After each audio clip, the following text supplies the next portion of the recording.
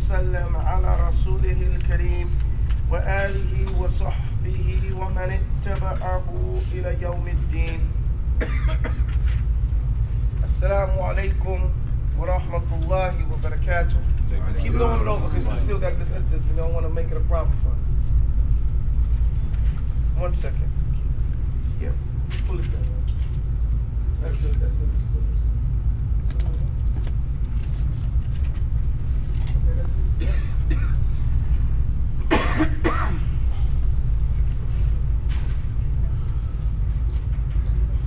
Okay, everybody, how's everybody feeling today? Okay, so now what we do every time, I think you guys got used to some of the things that I do here. We get here and we do a little quick review of all that we've got. And that's just last time we did Surah Al-Ma'idah, right? And in Surah Al-Ma'idah, what did we learn? Hey, you got it. Get off that machine right there. Come to the master and play on that dumb thing. Go turn it on. Throw it at the wall.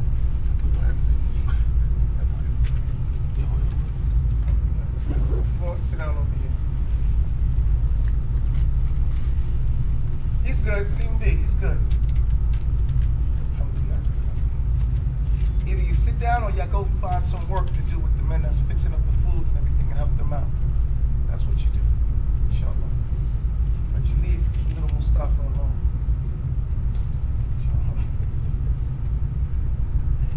All right. What did we learn in Surah Al-Ma'idah? Keeping pledge of oath. Sorry? Keeping the pledge of allegiance. Keeping our pledge of allegiance. Okay, we got to keep our pledge, our oaths, our contracts. Okay, what else did we learn? Ya ayyuhalladhina mentioned 16 times. Ya ayyuhalladhina amanu is mentioned 16 times in that particular surah, the most than any other surah in the Quran. Okay, what else did we learn about Ma'idah? What do we know? Story about Isa. Right, the story, but see the story about Isa, why is that a story important in that particular surah? Okay? Why is that story important in that at the end of that surah? Because about the Ma'idah, What's Ma'idah mean? the Last Supper. It's the Last Supper, right? So we're talking about the Last Supper. That story at the end of it about Isa is epitomizing what's going to happen on the last day when the messengers are asked. Okay? Mada ujibtum. What was the response that you got? Okay? That's the thing right there. So alhamdulillah rabbil alameen, the other stories are the stories about the Jews refusing to enter into the land to fight, right? And the story about the two sons of Adam, right? And one of them killing the other. And these stories are put forth only to epitomize for us, exemplify for us, two ways where the people did not keep their promise, keep their oath, the contract, the covenant of Islam, okay? And that is when the Jews, the Bani Israel, refused to follow their prophet and go and fight. So Allah, because of their cowardice, jubn, so Allah made it haram for them that none of them entered that land. None of them that were alive that refused. Okay? And even the ones that were willing, because there were two men that were willing to go along with Musa and Harun. And Allah didn't even let them. And this is why Musa punches the angel of death, Malik al-Maut, in the eye. Okay? No, he believes that he still has a right to go into the promised land. Okay? And so when the angel of death comes back and complains to Allah and says, look what your slave did to me. He's telling me that he's supposed to go to the land. Allah tells the angel of death, no. Tell him it's time to go. Go and take his soul. And so the angel went back to Musa and said it's time to go. And Musa said, well, at least let me die close to the land. And the Malik al-Maut was firm this time. He had his marching orders. No. And he took Musa's soul. Okay? And so that puts that story into context. Why Musa was refusing the first time the angel came. Because he thought that, well, I didn't refuse. Maybe we're going to get it. No, he wasn't allowed. And only the children that were born of Bani Israel in the desert, they were the ones that inherited the mission of Bani Israel to go into the promised land, and then they were given the opportunity again after every one of their parents had died. Then they were given the opportunity, and even after the prophet had died, and now Yusha, the new prophet, was given the leadership, and they entered into the land. Was Yusha one of the two men that wanted to? Yusha was a baby. Yusha was a boy when Musa went with Khadr. The Ghulam in Suratul Kaf, the young boy who's been the service of the apprenticeship of Musa, that's the prophet Yusha. But he wasn't one of the two men that That's not mentioned. It's not mentioned who the two men are in the Tafseers that I have been exposed to. Okay? But I doubt that he was one of the men. It doesn't, because all the adults died. Anyone who was fighting age at that time died. Even the women. Okay? And only the offspring of the desert were allowed to go into there.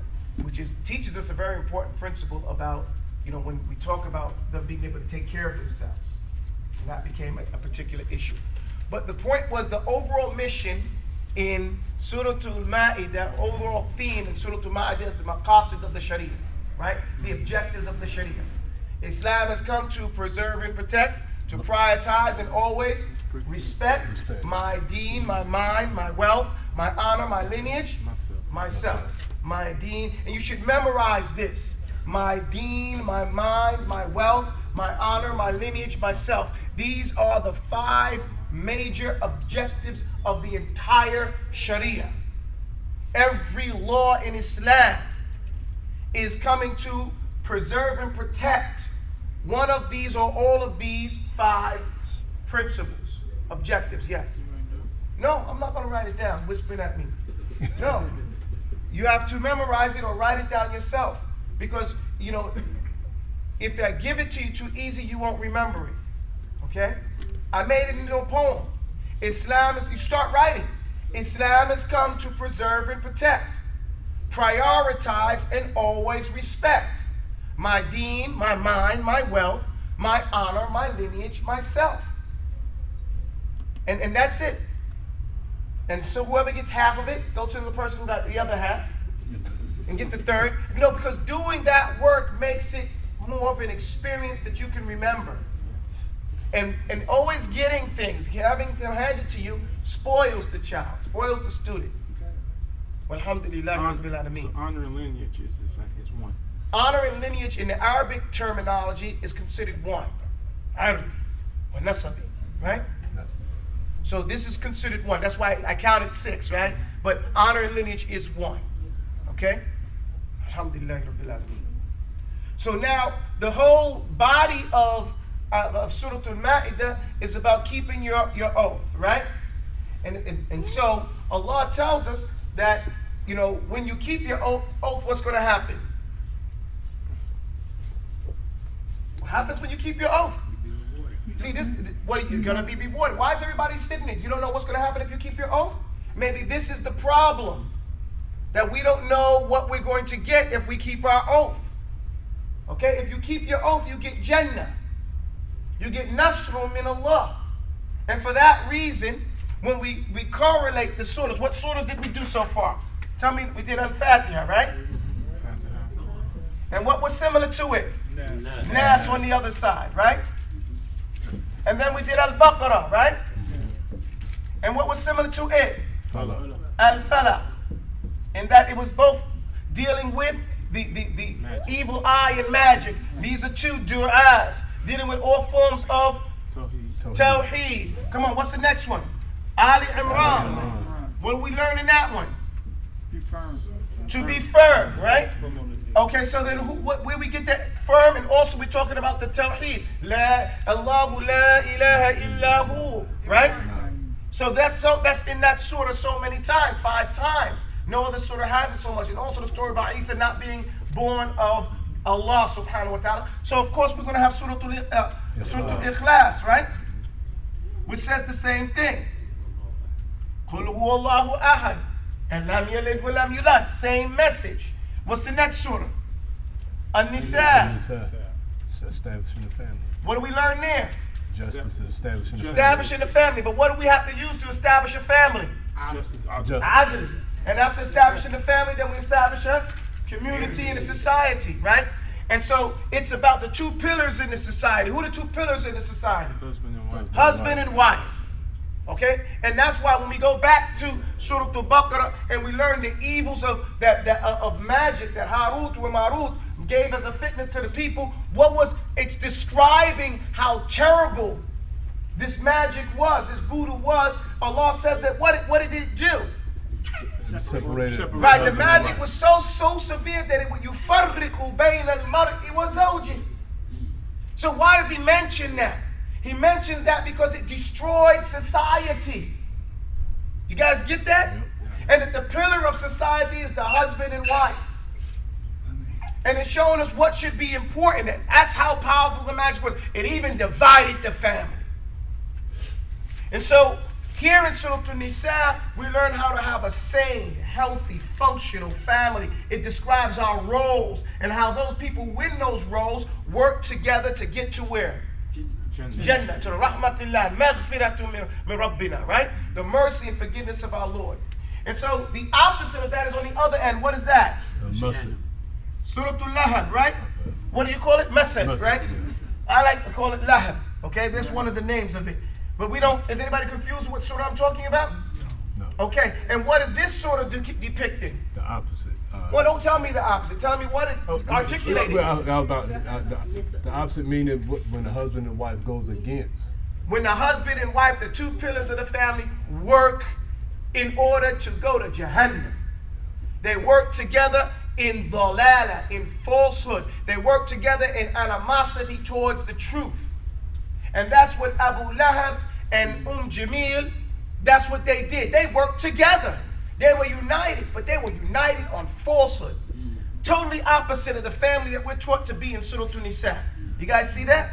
And then we said Al-Ma'idah. What did we do in Al-Ma'idah? What we told in Al-Ma'idah? Keeping the pledge. Keep your pledge. All right? Allah says, you said in Surah Al-Baqarah, when Allah told you, آمَنَ الرَّسُولُ بِمَا أُنزِلَ إِلَيْهِ مِنْ رَبِّهِ وَالْمُؤْمِنُونَ كُلُّنَا آمَنَ بِاللَّهِ وَمَلَائِكَتِهِ وَكُتُبِهِ وَرُسُلِهِ. Right? Continue, guys. لَا نُفَرِّقُ بَيْنَ مِنْهُمْ وَنَحْنُ لَهُ. No, astaghfirullah. وَقَالُوا سَمِعْنَا وَأَطَعْنَا. And they said, we hear and We obey. right. So now Allah calls us to account here. He says, fulfill your obligations. If قُلْتُمْ سَمِعْنَا وَأَطَعْنَا. When you said, مِثَاقَكُمْ, keep your contracts, your promises, your pledge of allegiance. Your pledge of allegiance is your shahada. Fulfill the obligations of your shahada, your mithaq, that contract. When you said, سَمِعْنَا وَأَطَعْنَا. And then it gives you all, that's why all the Ya ayyuhalladhina amanu, it's the final word, okay, on those issues. Because this sort of completed only a few days before the Prophet died. Sallallahu alayhi wasallam. This sort of completed. And this is why the Sahaba said, whatever you find in this that halal, then you make it halal. And whatever you find in that surah that's haram, then you make it haram. Right? And Umar and Aisha, you say, teach your men Surah Al-Ma'idah. Because of the muru'ah, the manhood that's in there. The laws that are in there. The finalization that is in there. And teach your women what surah? Surah An-Nur. Come on, guys, you got to know this. I'm not saying this stuff just to say this stuff. I'm saying it hoping that you memorize it and regurgitate it back to me. And keep saying it over and over and over. What surah do you teach your women for? No. Give me a full sentence. Teach our women from Surah Nur. Surah An-Nur. And if we say it, we'll remember it. We'll memorize it. So, in this surah, we talked about fulfilling the oath. And that the reward for fulfilling your oath is what? Jannah. Nasrun min Allah. And so the one surah that goes next to that is Surah An-Nas. You guys get it? So Surah An-Nas. And this is exactly the last part of the Quran, isn't it? Yes. Okay? And we want to keep on following this particular order so that we can understand how these surahs are connected. And then how these surahs in the back are connected as well. Most people know about these two, Surah Al-Falaq and Nas. And Surah Al-Falaq is a dua. It's a dua for against the evil, right? The evil eye and general evil and voodoo and hasad. That's external. That's the enemy khariji, right? The one who's attacking you from outward. And Surah Al-Nas is from the one you was whistle fi dakhili, the one who's making a whistle from inside you. Whispering where? Where's the battlefield? The heart. The hearts. Okay? And so this is one dua from the external, this is one from the internal. Okay? So that's what those two du'as are. If we come to the next, what's the surah that comes after Al-Ma'idah? An'am. That's a problem. Hesitation kills. If you have to hesitate, that means you don't know it. How can we say we follow the Quran and we don't even know the names of the surahs? Or which one comes after? It's really the state of affairs that we're in, that we're not as familiar or with our book that we should. Remember when in Christendom, the guy, we called him a Bible thumper, was that what we called it? A Bible, what was the wording? The guy who's carrying the Bible around, he's always telling you this surah and this chapter. Huh? It's called Jimmy a Swagger. No, not Jimmy. I'm not asking for the name of the guy. Okay, well, No, but they call it a guy that does that, a Bible thumper or something like Yeah, that. yeah, that's it. That's a term, right? yeah. Yeah. We're supposed to be Quran thumpers. We're really supposed to be that, where we're supposed to know what's in this surah, what's in that surah, what's going on, and quoting from it. You know, the only thing wrong with the Bible thumper is that he's using a book that is not true. Okay? We're supposed to have that same zeal and attention to detail on our book and what's in it. Sit up there, man. Get your hands off the floor. You see these grown men here sitting up? Jazakallah khair. So, An'am, what's in Surah Al-An'am? We didn't study it yet, okay? But I'm going to tell you. Surah Al-An'am is the most comprehensive, detailed breakdown of Aqidah in the whole Quran. In one surah, Allah goes in detail. It is the surah that has the most qul, say. It has the most wahuwa, and he is. Wahuwa Allah, and he is Allah. Describing Allah for us. Just like in Surah Al-Ma'idah, how many times does Ya ayyuhalladhina amanu come? 16 times. More than any other surah in the Quran. And this surah, I don't know how many quls come in there. I haven't counted. But there's a number of them. I'm sure it's more than 16. Okay? Say this. Be and make this your statement. And Allah subhanahu wa ta'ala describes what our deen is. In fact, the whole surah is about the qadr of Allah. And you know, when we talk about, sometimes some people say, well, the qadr of Allah, where's it mentioned? It's all mentioned in Surah Al-An'am. Anybody wants to know about the qadr of Allah, the power of Allah, the decree of Allah? Right there in Surah Al-An'am. And if because it has so many quls, and it's the surah that's telling you what you're not going to be and what you're going to be, they say before you become a da'i, and you say you're going to give da'wah to somebody, you shouldn't open up your mouth until you first learn An'am and Surah Ali Imran. Those are the hujjatu, the two surahs that bring you the proof of what the deen is about. Does that make sense? Yeah. Okay. So, the one surah that goes right with it is Surah Kafirun. You see how that goes together? Mm-hmm. Because Surah Al-Kafirun is doing the exact same thing in a summarized version. Right? قُلْ يَا أَيُّهَا الْكَافِرُونَ لَا أَعْبُدُ مَا تَعْبُدُونَ. Now, every day we're told to recite Surah Al-Kafirun and Surah Al-Ikhlas in our salah, our morning salah. Why? And why in this order? Why Kafirun first and why Ikhlas? Now that we know this. Sorry? It does keep you firm in your deen. You start off the day by saying Qul and making it yourself. Now remember, the word Qul doesn't just mean say. What does it mean? This is my stance. This is my stance. So it strengthens your aqidah, basically? It's supposed to strengthen your worldview, because that's what you learn in Surah Al-An'am. That because Allah says, Ara'ayta, afala ra'ayta, atara. You know, don't you see? Showing you that the word aqidah should be, interpreted as your worldview. Okay? How you view the world, your reality. That's what it is. Okay? Okay? What is real to you? That's your aqidah. That's why I always say, people say, I have my aqidah. I say, okay, what's today's date? And as soon as they give me what Gregorian calendar says, I know they have a bagged up aqidah. Because that's not real.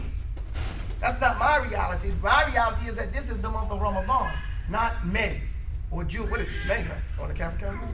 Right. It's not May. May don't exist. And if you believe in May, and if you feel that the real date is May, then you're thinking like a Catholic. Okay? You have the mindset and the worldview of someone who is the slave of the Catholic Church. Because Pope Gregory is the one who made the Gregorian calendar. And he made the Gregorian calendar for the adherents of Catholicism and their slaves and those people who follow them. So unless you are a slave of the Catholics, a Catholic, or a follower of Catholicism, that calendar wasn't for you. But Umar bin Khattab and the Sahaba, they made a calendar following the Prophet Muhammad sallallahu alaihi wasallam and the history of Islam. And that's the one for the Muslims. So, and it follows the days and the months that Allah subhanahu wa ta'ala created. So if you're a Muslim, a follower of Muhammad, then you follow this calendar. And that's your worldview. That's your reality. Now, does that mean you don't know that other one? You may need to know it when you're dealing with kuffar. Okay? You have an appointment with a kafir, then you need to remember what that time and that thing is. Outside of that, you shouldn't have anything to do with that. That shouldn't have a place in your heart. You get my point? Because you are wholehearted for Islam. Allah says, "Udkhulu fi salmi kaffatan," and it's extended that way. Enter into Islam completely from every angle, and that's what we have to do. So, and Surah Al-Kafirun, we wake up in the morning, the first thing we confirm is that we ain't worshiping nothing but Allah. So the first rakah we're saying La ilaha, and the second rakah we're saying Illallah. Qul huwallahu ahad. You see how that's doing it? If we do it with that mindset in place, it will benefit us for the day. They say, the psychologists, that whatever happens to you in the first 10 minutes when you're awake, some say 20, is going to set the tone for the rest of your day. You ever get up in the first thing in the morning and have an argument? What happens the whole rest of the day? You mad. You know? You might be, you not even want to be mad, but you can't help get out of that groove in the first thing in the morning. And so that's why you shouldn't get up first thing in the morning and start doing your work on the computer. First thing in the morning, get up, listen to something positive. Listen to some Quran. Listen to a lecture, something that's motivating, that's going to teach you and inspire you to be a better believer that day. And that'll set the tone for your day. Look what we do. We get up, we offer salah. So if we get up and we practice this, first thing in your ear, and you listen to yourself, you're conscious in your salah. Because a lot of times, some of us go and offer salah and we are unconscious. Allahu Akbar. What happened? All I remember is Allahu Akbar and Walad Dhaleen. What happened in between? Wasn't conscious. You get my point? Did I actually say Al-Fatih? Where did I get to this surah? Why we have to pay attention and have a presence of mind in our salah. And these are the things that if we did that will make a change in our day-to-day life. Okay? So now, An-Nasr is the surah we're doing today. Because An-Nasr is a direct response to holding on to the contracts that Allah gave us. Okay? That we made with Allah. An-Nasr is success, is help from Allah. The surah is the last complete surah to come down at one time and be revealed. Okay, some say the Prophet lived 80 days after this surah was revealed. Some say 2 years, but that's not a strong stance. Point is, we don't know how many days Sallallahu Alaihi Wasallam lived after this surah was revealed. But we know that the 3 last surahs, Nasr was the last complete surah. Al-Ma'idah completed a few days before the Prophet died, but it was coming down prior to Nasr. And Al-Baqarah, which was being revealed over the course of how long was Baqarah being revealed? 9 years. If you don't know, say I don't know. Just say something. Show me you're alive, man. 9 years from the time he entered into Medina till right before he died. Okay? I think 35 days, some say, before when Baqarah finished, and then he passed away. Sallallahu Alaihi Wasallam. So Baqarah was the last ayat in Quran was revealed in Baqarah. Al-Ma'idah came down, Al-An'am came down.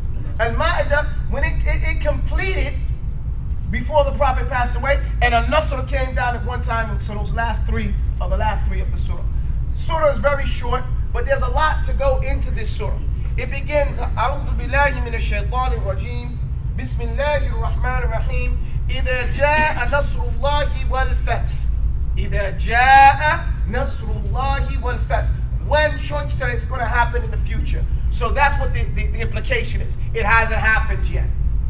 إِذَا جَاءَ نَصْرُ اللَّهِ. When the help of Allah comes, وَالْفَتْحِ. So the Nasrullah, the help of Allah, is the reason for the fath, for the victory. Now there's been 3 faths that happened in the Quran. First, the first fath is Fathul Badr, right? When they opened up Badr, Allah helped them in Badr, and He gave them a fath. The other one was in Khaybar. Khaybar ya Yahud. Kad raja'a, yani Jayshu Muhammad, right? Or Jayshu Muhammad and Sayyarud. That's how it went. Khaybar ya Yahud, Jayshu Muhammad Sayyarud. You know, Khaybar, oh you Jews, the army of Muhammad is going to return. And they came and they had a fath, another fath. So this is the third fath, and it's called Al-Fath. Okay? This is the fath from the last fath. When he got the general one and entered into Mecca, and Mecca is a symbol of Islam. So وَإِذَا جَاءَ نَصْرُ اللَّهِ وَالْفَتْحِ. Now why did they go to Mecca? This becomes a thing, but we have to remember. During the time of Hudaybiyah, when the Prophet ﷺ, and they went to go make Umrah, they were refused, right? They were told, you cannot go into Mecca and make Umrah, which was strange because that was a breaking of the traditions to deny even your enemy from coming into Mecca for Umrah. But they said, nah, you can't come. So then they sent Uthman to go and talk to the Quraysh and see what type of deal they could make.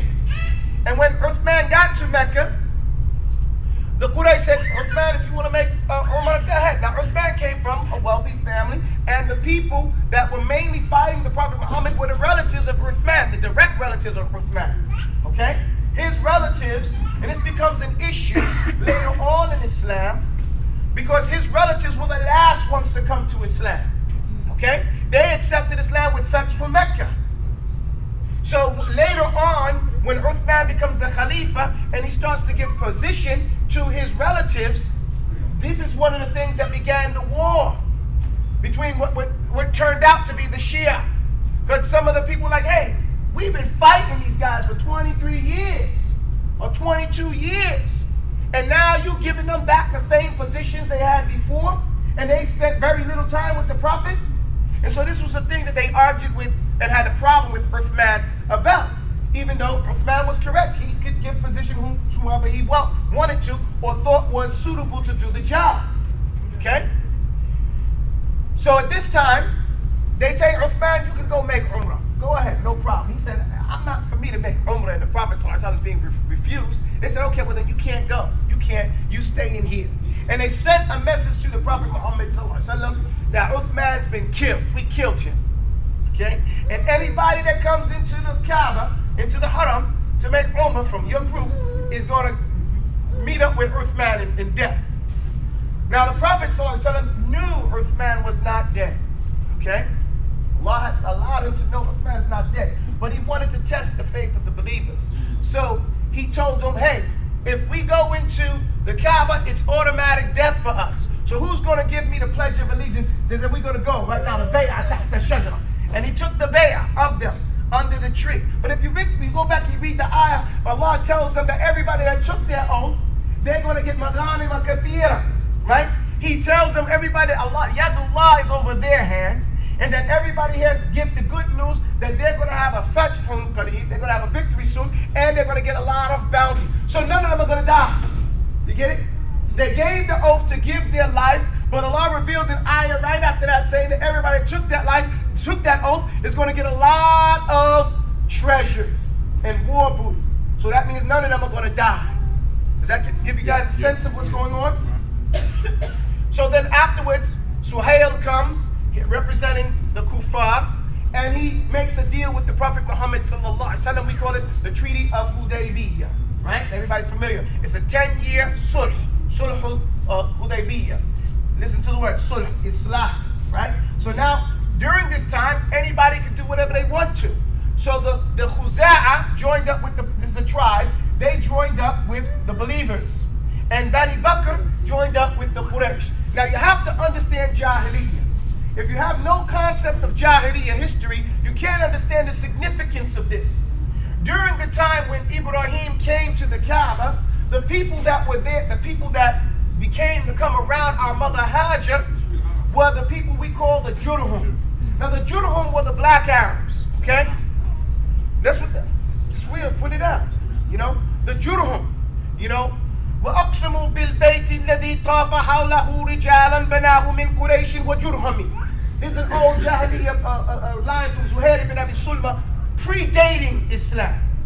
That line. وَأَقْسِمُوا, I swear by the Bayt, طَافَ حَوْلَهُ, people making tawaf, حَوْلَهُ, رِجَالٌ, men, بَنَاهُ, who built it, مِنْ قُرَيْشٍ وَجُرْهَمٍ, from the Quraysh and the Jurhum.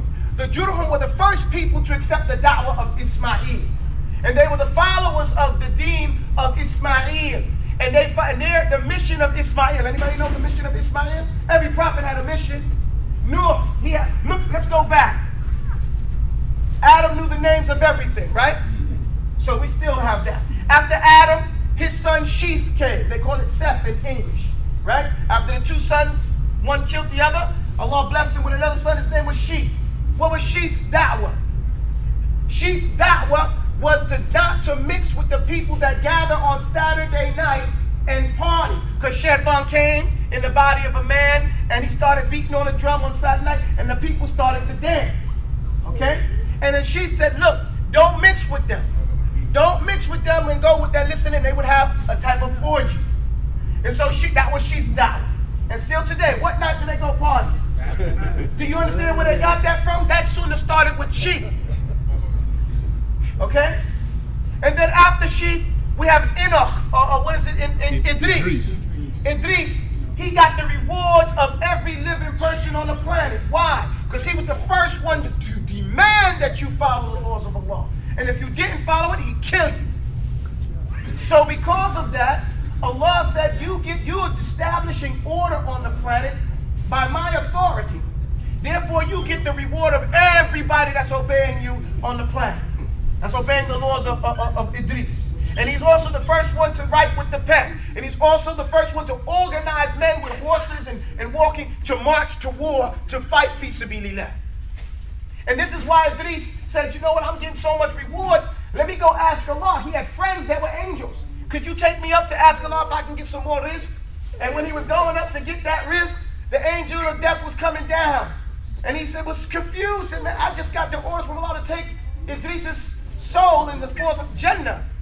I was wondering how I was going to do that, but I was going to go do it. And here he is. And he took his soul. The angel that was like, I was wondering how I was going to do that. But you see the dab of the angel? He wondered how he do it, but he's going to go be where he's supposed to be. To go fulfill it. Allah said it, I'll figure out when I get there. You know? So this is Idris, and his da'wah was again, you will obey the orders of Allah under my roof, under my authority. And we can go through it. Then we have Nuh. What was Nuh's da'wah? Nuh's da'wah was that there should not be no graven images. Pictures are haram. And everything that comes from that. Right? So if we look at the da'wah of each one of the prophets, we come and we get the full picture of Islam at the end when we get Muhammad sallallahu alaihi wasallam. But Ismail, what was his da'wah? His da'wah is that you should clean up the masjid.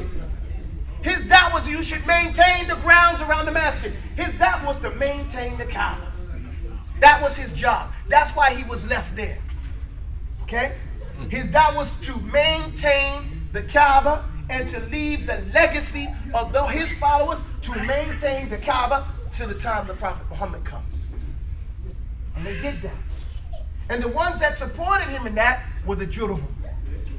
Those were the ones that came, and they were back in. We go further in Jahiliyyah history. There were many Arab tribes, but there's a man. His name was Ya'rub Qahtan, and there's still today the Qahtaniyun. Okay. Now Ya'rub Qahtan, he did a big jihad. He had two wives. One was a black woman. One was what we call a lighter-skinned Arab woman. Okay.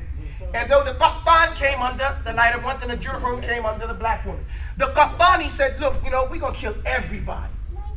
We are the only ones that are going to live in Arabia. We're the only real Arabs anyway. You see, his name is Ya'rub from Arab. And they went and killed everybody. But they wouldn't kill the Jurhum because those are their cousins, their brothers and everything. But since they were so racist, they tried to find a way to make themselves better than the Jurhum.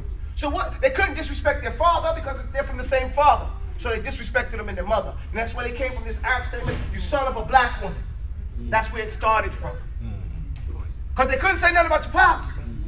Yo, so you say, hey, you son of a black woman, and that was the only thing they could try to say about them in that regard.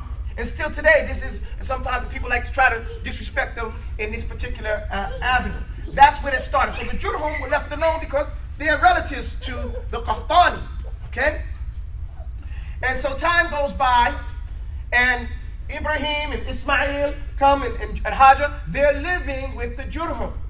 Now this is again, when I'm not a racist, but I'm just keeping it real. The only reason the Qahtaniyun didn't know that Hajar and Ismail were there because they were black too. And so they couldn't tell the difference between them and the Jurhum. You guys get my point? Yeah. Because Hajar comes from us. She's Nuba. Okay, she's a Nubian princess. And so she comes up and she gets captured. And so she gets married. Okay, Ismail, well, alhamdulillah, he's from Iran or Iraq, that whole area over there. More Iran anyway. But they couldn't tell the difference. Now after a while, Ismail had married into the Jurhum twice. His last wife was Amalaqiyah. Her name was Amira. She was the daughter of the chief of the Jurhum. They had sons. One of his most famous sons is Adnan.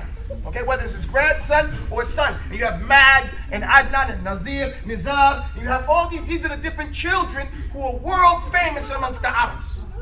Okay? They say that you get to the place of Ma'ad. Even the term Ma'ad is something real precious stone. Because this is the pure lineage.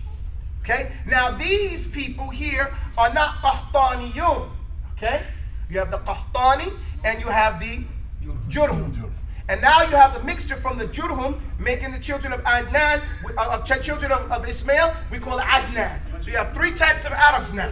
You have the Qahtani, I'm going to put it here in Arabic and in English. Qahtani, Jurhum,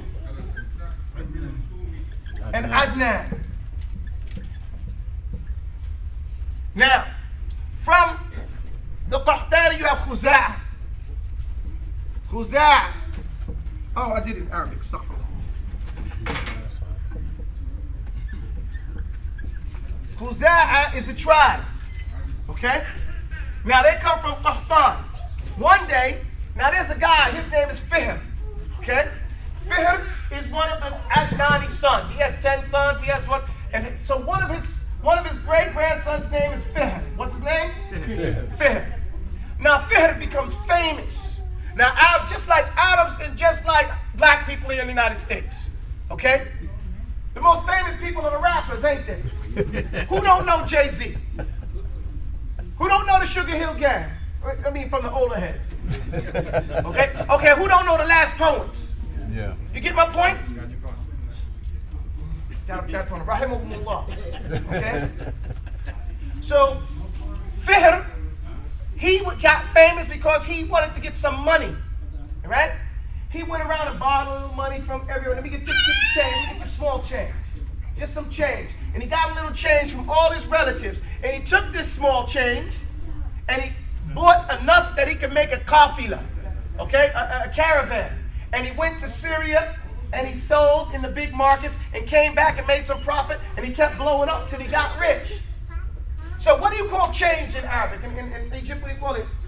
Kirish. Now, fakka, that's breaking it down. Fakka is to break it apart. Kirish. A couple of changes, kirish, right? A quarter is a kirish, kurush. But now when we know in Arabic, whenever you want to make something small, we say u'ay, right? Like Salman's name is Suleiman, the little Salman, right? Everybody follow me? Salman is little Salman is Suleiman.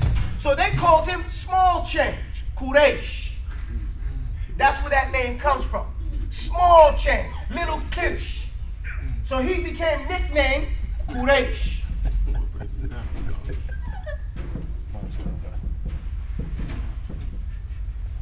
So Quraysh was famous for what he did. What's happening, small change? What's happening, Quraysh? Everybody loved Quraysh because he was that type of affable type of guy, you know? He got along with people. So when the Qahtani, one time they were coming through the Kaaba, and they said, what are y'all doing here? We ain't really paid you Jurhum much attention because we've been busy killing everybody else. They killed all the other Arabs. Okay, so none of the other groups existed as major tribes, okay? Now, of course, splinters. Now, hold on. Now, they said, who are these other guys? These Adnani guys. They ain't our cousins. And they said, well, really, Jurhum comes out and says, listen, we follow their prophet. Their prophet, and they were supposed to maintain his house because there's going to come a prophet in the future. And the Qahtani said, no, we ain't give y'all permission to keep. No, but didn't we tell you to take? No, and they started killing them. They started fighting. Okay? They went to war. And they ran the Jurhum into Africa. They killed most of them, and they said they dispersed into Africa, okay? Which was normal. If you read the old poetry, they were always going into Ethiopia, going into the desert. There was one place. There wasn't no Suez Canal. There was no land break there. Okay, there was all one piece. One could even say that this Arabian Peninsula is part of Africa because there wasn't no break in that part before they invented the Suez Canal in that whole area. Okay? No Red Sea. No Red Sea in that. Well, the Red Sea is there, but no, there's no break. They have a break now. They have those locks that you can't get through. In fact, the Arabs don't. Suez. The Arabs don't even run it. Egypt don't run it. The Marines run it. Okay? The United States Marines run it. And don't even let them come close to it. So, but the point is, at that time, it was all connected, so it was easy to go back and forth. So the Jurhum, they disappeared. You don't hear from them as a Qabila ever again. And they run the Adnan out, and nobody can stay here. Okay? Then Pharaoh says, hey, listen up. It's me. And they said, hey, Quraysh, it's you. We didn't know you was one of these people. And he says, listen, it's my great-grandfather, my ancestor, Ismail. He was a prophet. And he told us that we have to maintain this house. If you're going to run it, just let me stay. And they said, Quraysh, anything for you. This is the rule. Nobody can stay here but the Quraysh. Meaning Quraysh, his wives, and his children. Everybody else gotta go. Everybody else gotta go. For all Quraysh, for every Quraysh is Fihrun, for all Quraysh must Fihrun be. All the Quraysh come from Fihr. And that's how the Quraysh got famous. Because they were the only people that the Qahtani did not kill. Okay? And they gave them a pass because of their famous ancestor, Quraysh. And that's why they became known by the name of that ancestor, Al-Quraysh. And they were allowed to stay there, just him, his wives, and remember there was more than 4 wives at that time, you know? And just him and his family was allowed to stay there, nobody else. Now the Adnan has 4 sons. He has 4. Mudar is the one that comes from the Quraysh, he comes from there. Okay, then you have Rabi'a, is the other large son. Okay? We had a big tribe. Later on, Rabi'a got ran out of there. But the Mudar of Quraysh were allowed to stay. Later on, Musallam al-Kadhab comes from Rabi'a. You see, this all makes a point. Because they would, they let them stay there, man. That's how they think they're better than us. And that comes out. That's why they say a liar from Rabi'a is better than a Sadiq from Mudar. This is what they're talking about. This all becomes, that's why it's important to understand the history thereof. Now, Khuza'ah is Qahtani are those people that's in Medina. Those killers from it. That's why when it comes time for the battle of Uhud, in the battle, when they say, hold on, in the battle of the trench, and they say, hold on now, in the battle of Uhud, the Qahtani who are in Medina, they say, man, these guys couldn't take nothing from us in Jahiliyyah. We killed everybody. Now the Quraysh are going to try to threaten us, the Quraysh. That's why the Medinas weren't impressed with them. You don't mean nothing to us. You remember who we are? We love our horses more than we love our sons. We are children of the battlefield, they said. Not that they didn't love their sons, meaning they paid attention to the horse. You got to pay attention to a horse in order to ride it. Okay? It's got to know your vibe. Okay? Okay, you can't be rough with it or it's going to throw you. So this is what's going down in this way. And Khuza'ah is from there, and Bekr is their enemy. Now Bekr goes in with the Kuffar. That goes back now. Bekr is their enemy. It was a time when there was a war, and the Khuza'ah got the best of Bekr. Now Bekr's been waiting for a chance to get some revenge. Now we have Sulhul Hudaybiyah. Bekr joins up with the Kuffar. Khuza'ah joins up with the Prophet Muhammad sallallahu alaihi wasallam. Now Khuza'ah is right outside of, right outside of Mecca. Why? Because after they ran, the Qahtani, after they ran the everybody out except the Quraysh, the Khuza'ah stayed close by, just to make sure nothing was going to go down from the Qahtani. You get my point? So now they're in a position close to the Kuffar of Mecca, yet they're following the Prophet Muhammad. So Bekr waited till they were at nighttime, offering salah, and attacked them, and violated the contract, violated the peace treaty. And so one of the poets, they ran into the Kaaba, because the Kaaba was safe. You're supposed to have safety in the Kaaba. They ran into the Kaaba and they still killed them in front of the Kaaba. They said some of them were holding on to the Kaaba. This is a direct violation of tradition. These are supposed to be international rules, like we call the Geneva Convention. You're not supposed to kill a man that puts his weapon down and puts his hands up, gets on his knees. You get my point? You're not supposed to kill a parachuter when he's still in the air, unless he pulls his weapon out while he's in the parachute. These are rules of engagement, okay, that are common today. And to do those amounts to a war crime. Does that make sense? You can't kill the cook. Okay, when you bust in, he got a pot, you can't kill him. He's not a combatant. He supports services. You guys get my point? Yeah. Now I'm talking terms, but these terms all men should know, because every man should be a warrior. Okay? But we've become domesticated. So some of this stuff we don't realize anymore. May Allah turn it back and give us back that muru'ah. Ameen. So one of the poets ran away, and he got away to the prophet's city, Medina. And he comes and he says, Ya Rab, Ya Rab. And the people stand up and start looking. I stand up and they turn around and they listen and they get quiet. And he starts to drop a rhyme that breaks the people's heart. And he says, Qaddaluna sujjadan wa rukka'an. And I'm coming here for the madad min qawman amanu min Muhammadin an-nasr. And he said, the Prophet ﷺ jumped to his feet, Qad nusirt. And he said, the Muslims jumped up and said, Nusirt. And they started being loud, saying, you got victory, we got you. You're going to get, help. An-nasr is help. You've been helped. You got the right place. And then it's beautiful that this sort of comes out called an-nasr. And that's what I did all that just to tell you this is what the title comes from. Okay? Because you have to understand all that history to see what went down. And then Abu Sufyan, he sees this guy. And he says, where you coming from? Because he goes back to his people where Khuza'ah are. And he says, where you coming from? He says, I've just been out and about. And Abu Sufyan says, oh man, he probably went to Medina and told on us. Okay? So he goes to his camel and looks into his biraz. The biraz is the fudalat. What do you call it in English? Manure. Okay? He looks into the manure and he sees nawab. Yani, help me out, guys. Sometimes I get the words. Nawab in a tongue. Date seeds. Date seeds. He sees date seeds. He says, he was in Medina. Because Medina got, everybody knows the date seeds in Medina. Man, this guy was in Medina. He done told Muhammad, sallallahu alaihi wasallam. So he gets up on his rahila and he heads to Medina fast. He gets to Medina and he goes into the Prophet's masjid. Now remember, these are all relatives. They're not only related one way, they're related three ways. Okay? He's the father-in-law and the cousin and the brother from Rida. Okay? You get my point? Yes. So second cousin I'm talking about. So then he comes to Ya Muhammad, and the Prophet totally ignores him. Doesn't even act like he hears him or nothing. Ya Muhammad, Ya Muhammad. And then he turns around to some of the believers that were there and they turn away from him.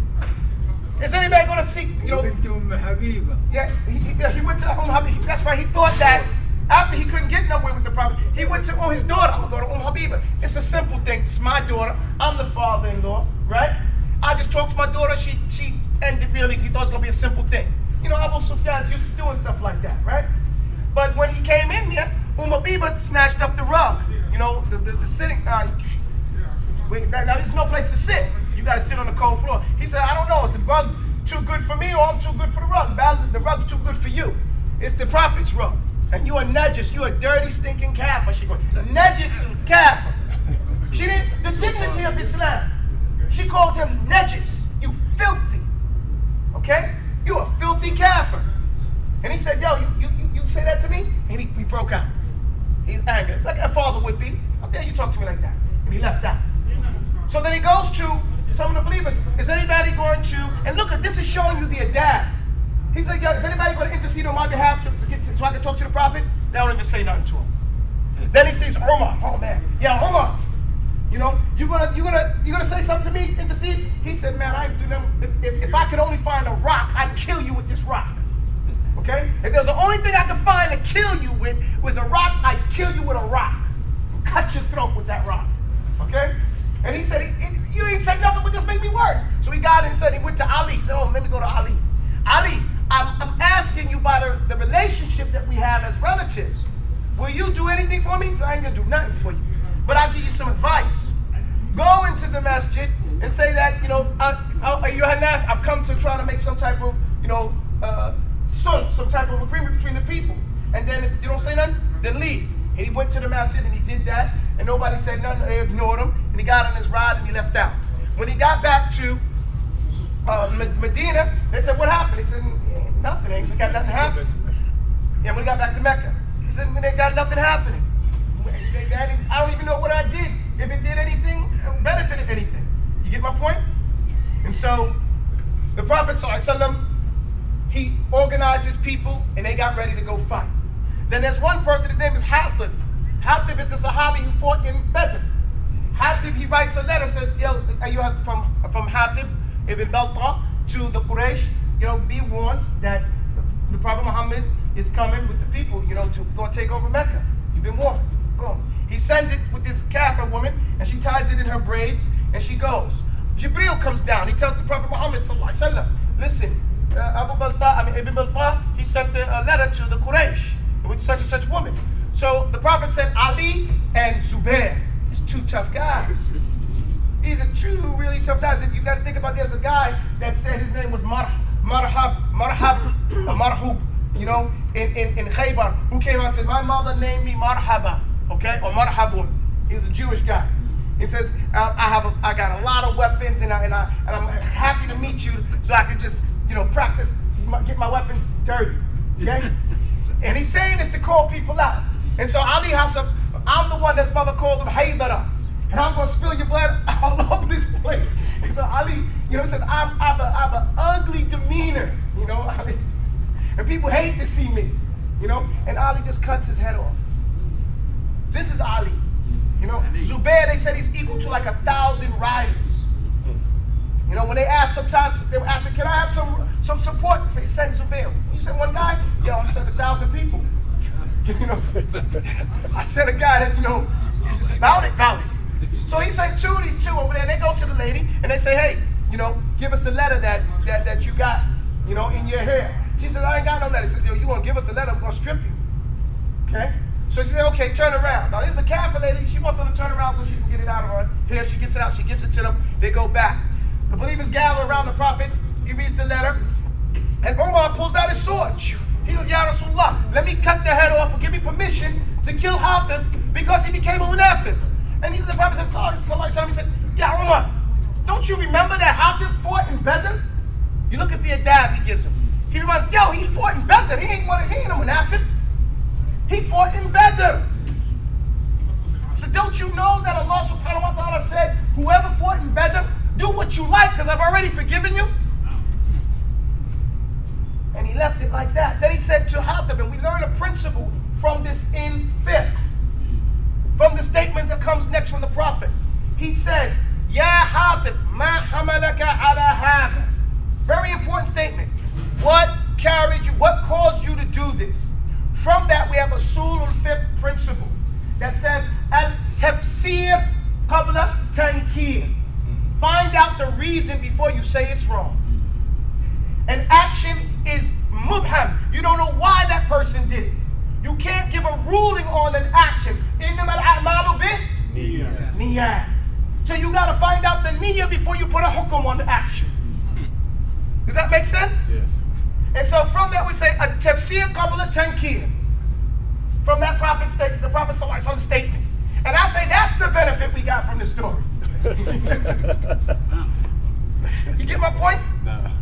So alhamdulillah Rabbil Alameen, he said, listen, Ya Rasulullah, I got money over there. I got family that I got to take care of over there. I'm trying not to lose it. That's all. I'm with you.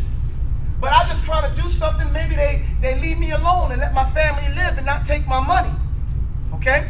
I ain't got no family. I don't got no rich family. I don't got no name notables to do it. And so I got to do something to make them, leave my stuff alone. And the Prophet said, Sadaq, he told the truth. He ain't lying. And they left it. The issue was over. Like that. Beautiful. That's suhbah. That's knowing your people. Okay? It's knowing your people. And dealing with people in a way. We learned that lesson in Surah Al-Kahf, right? From Dhul Qarnayn. The fitna of what? Of leadership. What are the 4 fitnas in Surah Al-Kahf, guys? See, this is the thing. We're going to keep saying this stuff till you know it. Knowledge is not something that has to be held in. It only benefits when it's spread. When it becomes common knowledge. Surah Al-Kahf is a surah that breaks down 4 fitnas. The 4 fitnas that are, I say 5, but the 4 major fitnas of the whole world. The first fitna is what? The fitna of deen. That's the story of the youth, right? They had to run away with their deen. The second fitna is the fitna of mal, wealth. That's the story of the 2 people at the garden, right? That the one should have been grateful for what Allah gave him and not think that it's from his own self, right? The third story is the fitna of Khadr and Musa. That's the fitna of ilm. When Khidr was doing what he had a sharia to do, he looked like he was crazy. And that's the same thing we look like when we try to practice the deen. People think we crazy. And the other fitna was for Musa. He knew his teacher had more knowledge, but he still had not arrogant, but he was aggressive and didn't listen. You get my point? And the 4th story is the story of Dhul Qarnayn, and it's the fitna of leadership. And he had to deal with different types of people in different types of ways. And we learn that from the objectives of that surah after the tafsir of the surah. Okay?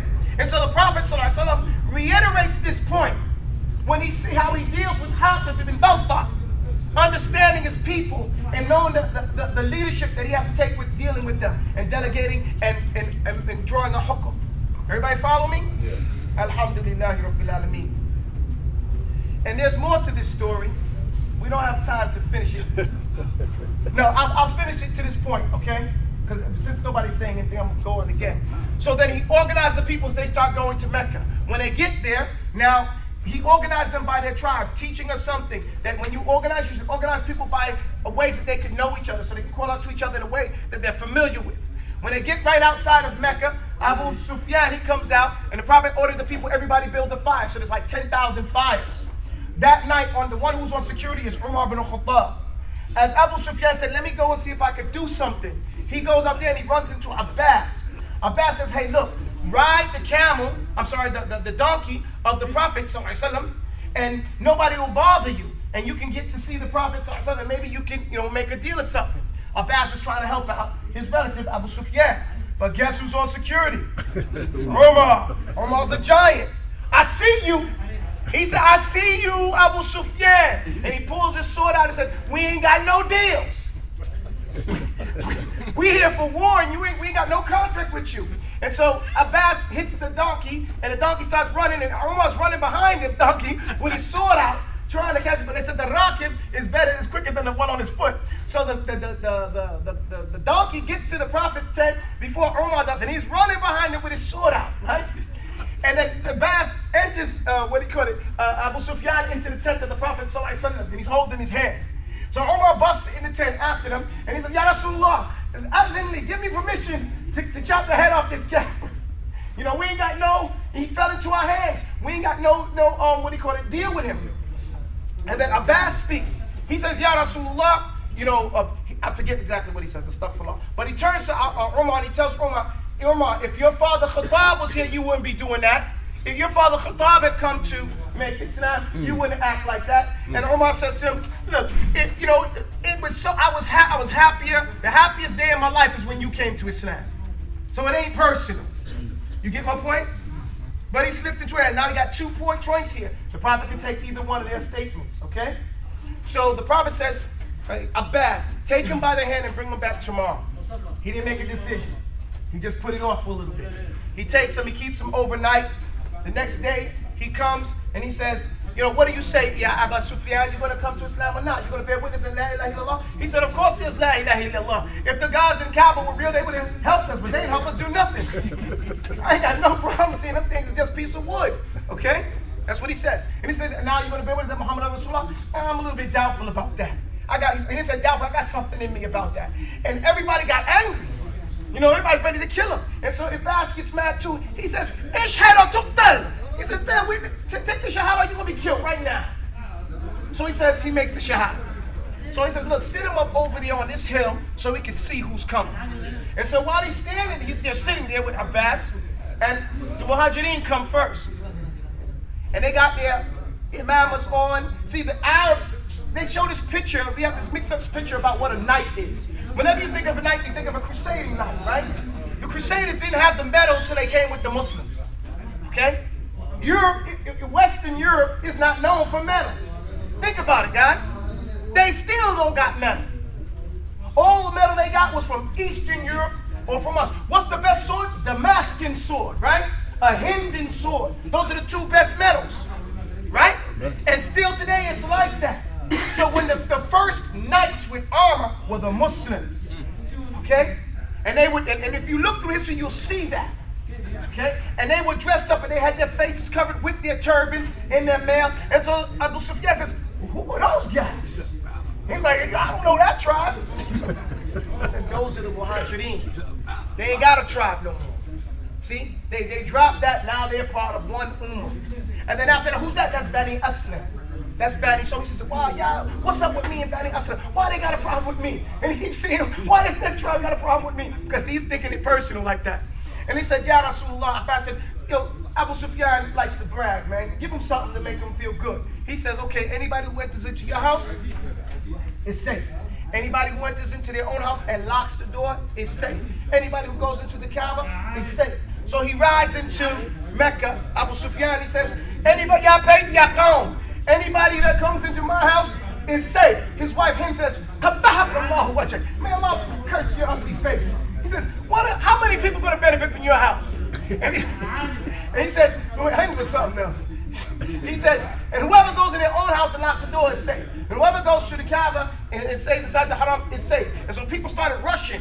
And he said, and whoever doesn't lock their door, whoever's out in the street, there is no safety for them. See, he didn't say they're going to get killed. They have no safety. And so then people started running because their houses are too far away. Right? Even Abu Sufyan's house was so big, he said, go someplace else. There's no place. And the people were crowded into the Kaaba, which is from the Hikmah of Allah, so there's a large crowd of people there. But the Prophet had a list of people he was going to kill anyway.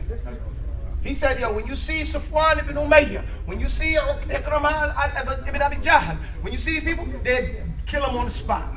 Okay? These people, we got a list of these people. And there was a guy who said, look, he was going to get married. He said, maybe tomorrow we're going to go kill Muhammad. And I'm going to get you one of those people to be a slave for you because you're beautiful. And he went out too to go fight. But he ran into the wrong gate. He ran into the gate that Khalid ibn Walid is coming through. Okay? Now Khalid ibn Walid has never lost a battle ever. Not even against the Prophet. Sallallahu alaihi wasallam. And so they found out that the Muslims were not that easy going. And he runs back to the house. He's telling the lady, open up the door. Open the door. She opens the door. Where's what? I thought you was coming with a slave or something. He says, nah, they just lock the door before we get killed. So they lock the door. The Muslims come in all the place. And when the Prophet comes in, he uses his sword and his spear to knock down the idols. And he tells Bilal, and Bilal gets on top of the Kaaba. Here is the man. You got to understand the significance of that. They dragged Bilal through the length of Mecca. They dragged him. They had children throwing rocks at him. They burned him out in the sun because he said Ahad, and he beat all of them during that time. It was a thing because they did all this stuff, and still he was saying ahadun, ahadun, ahadun, ahad. Okay? And they was like, man, they couldn't do nothing. And now he's standing on top of the Kaaba calling the adhan. Mashhad. You know what I'm saying? But the racism is still there. One of the people say, I'm glad my father died so he wouldn't see this old black raven pecking at the Kaaba. Couldn't Muhammad find somebody else to go in the Kaaba? So this jahiliyyah is still in people, and it's still in people today. You get my point? And so, alhamdulillah, Rabbil Alameen, Allah sends down, Jibreel comes down, and he brings and says, وَمَنْ أَحْسَنُ قَوْلًا مِمَّنْ دَعَا إِلَى اللَّهِ وَقَالَ إِنَّنِي مِنَ وَعَمَلَ صَالِحًا وَقَالَ إِنَّنِي مِنَ الْمُسْلِمِينَ. And Jibreel descends and says, and who is a better person than the one that calls to Allah? Hear that? Calls to Allah and does righteous deeds and says, I am one of the Muslims. After they said that about Bilal. And that's the beginning. That's my introduction to Surah Al-Nasr. We'll finish it inshallah tomorrow. You know.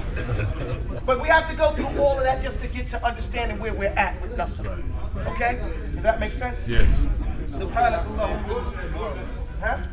Oh, I'm not here tomorrow. Yeah, sorry, sir. You can go. Stay tuned. Same channel. Same backing. Monday. Inshallah. Not here.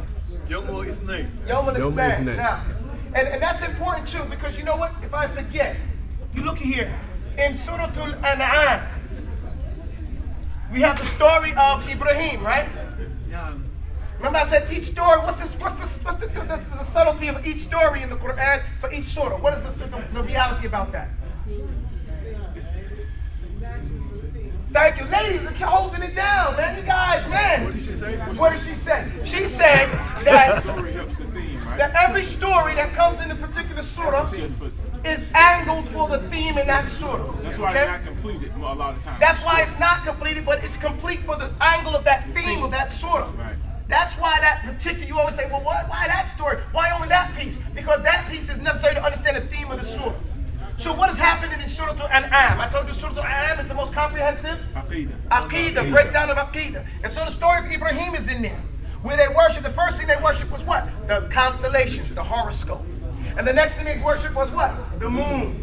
Moon day, first day of the week. That's what it's called, Moon Day today. And the next thing they worship was the sun. The three main things that the pagans and the heathens worship. And still today, what do they worship? The horoscope. Right? Monday is the first day of the week. Right? Even though Rasmiyan, officially, Sunday is, that's because the pagans in Rome were the authority and administration. So administratively, the pagans organized it according to their belief, which makes Sunday, Zeus, the beginning of the week. However, the heathens were the ones that were actually doing it, and they worshiped the moon more than the sun. And so in practice, Moon Day was the beginning of the week. Where are we at today? What's the first day of the week in this country? Moon Day. No, officially it's Sunday, but we act Sunday out to be the last day of the week. Right. We even say it. Right. It's the last day of the week. But on paper, it's on the top of the calendar, right? Right, that's right. So it's not something past and foregone. This is still in practice. Every day in the paper, they have the horoscope. People don't budge. Even Muslims follow that trash. Okay? It has no asl except for in shaytaniyah. Okay? A satanic cult. The scorpion and the bull and the thing and the heart and the Where's that? Ain't no revelation on that. Except for in satanic culture. Right? The occult. And then the moon day and then the Sunday. Each one going in that way. So, alhamdulillah, the Quran lays it all out for us, guys.